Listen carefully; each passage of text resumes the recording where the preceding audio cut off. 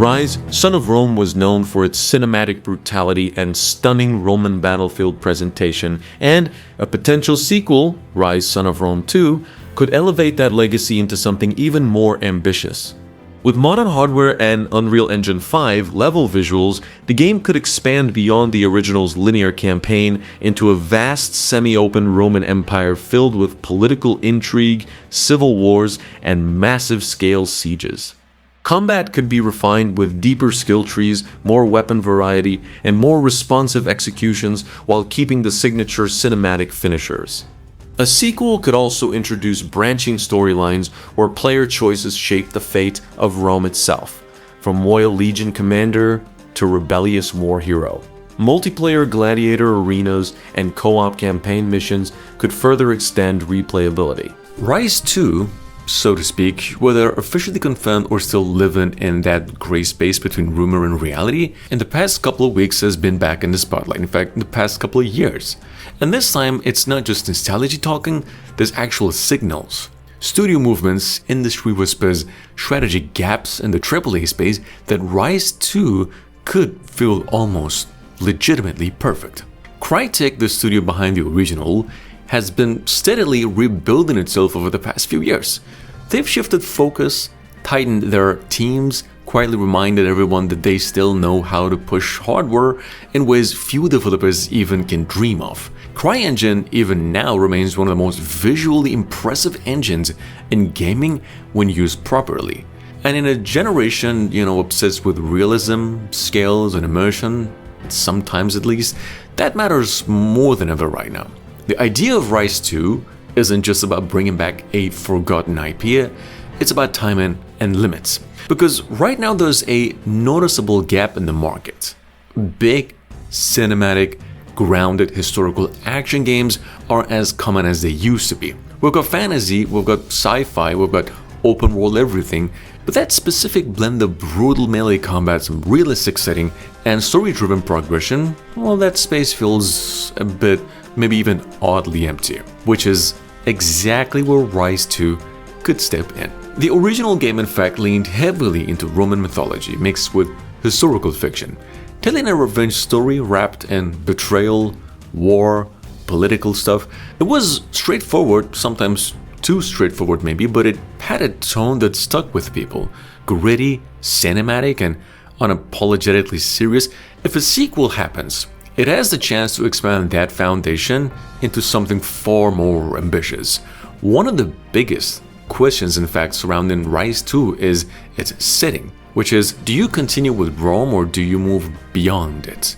There is a strong argument for both. Staying within the Roman Empire allows for some deeper storytelling, exploring different regions, conflicts, internal struggles. You could dive into the decline of Rome, civil wars, or even shift perspectives entirely, playing as someone on the opposing side of the empire's expansion.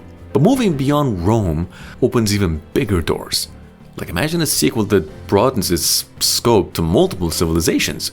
Rome clashing with barbarian tribes, northern warriors, or even eastern empires, not in a fantasy sense, but grounded in history with real locations and believable conflicts. With that kind of scale, would instantly elevate the series from a focused revenge story to something much more epic. The gameplay is where Ryse 2 absolutely has to evolve.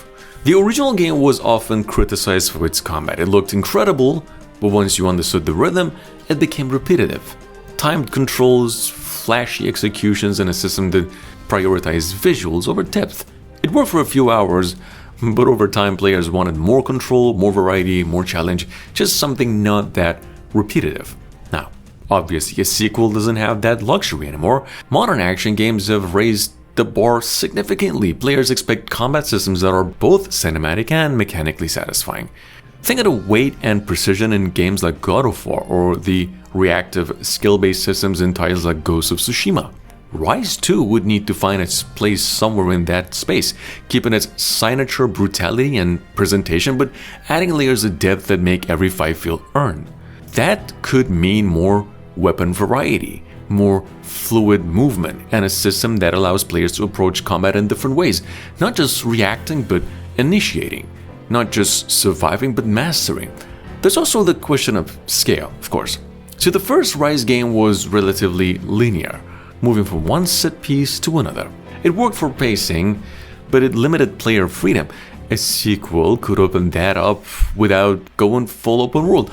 Larger environments per se, multiple paths, optional encounters, enough to create a sense of exploration without losing the tight narrative focus of its originality.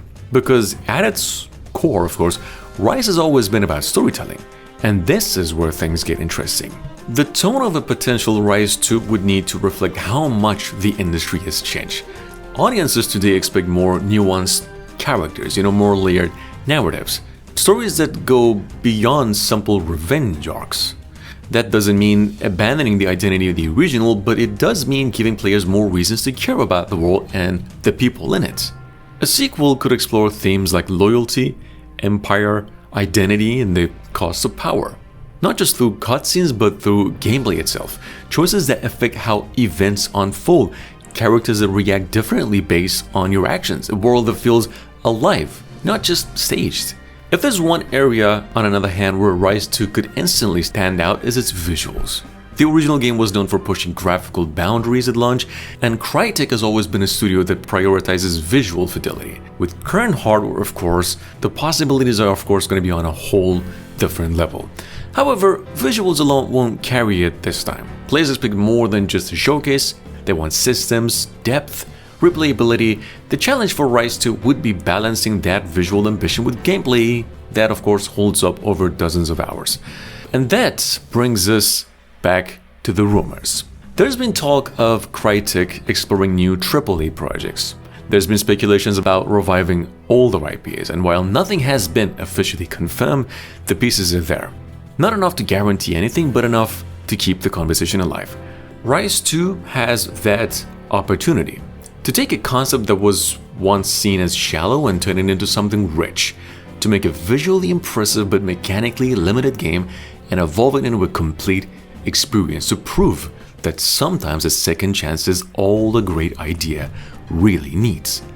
And if the rumors turn out to be true, if Crytek really is revisiting this world, then the expectations will be very high, not just for how it looks, but for how it feels. Because this time it can't just be a showcase of a game per se, it has to be at least a little bit of a statement. Statement that the series has grown, that it has learned, that it's ready to stand alongside the best in the genre, not just visually, but in every aspect that really matters. And honestly, that's what makes this rumor so freaking exciting. Not certainty, but possibility.